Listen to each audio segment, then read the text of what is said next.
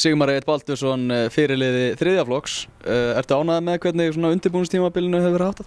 Ég er rosalega ánægður með það. Davíð er búinn að standa sig vel og mennirnir í þriðja flokk. Hefur verið bara hefðbundinn undirbúningur hjá okkur?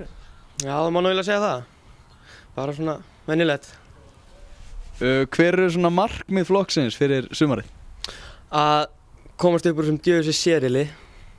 Það er ekki flóknara en það? Nei, það er ekkert flóknara en það. Bara hlusta þessu. Ert þú með eitthvað svona markmið persónulega? Já, markmið mitt er að reyna að koma mér inn í meistaraflokkinn.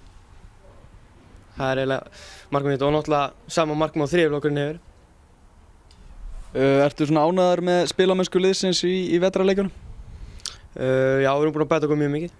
Þannig að ég er eiginlega, getum ekki sagt annað, ég er mjög ánægður. Hver myndirðu segja að vera svona helsti styrkleiki liðsins? Varnarfærslan. Það er mjög mikil góð vörn hjá okkur.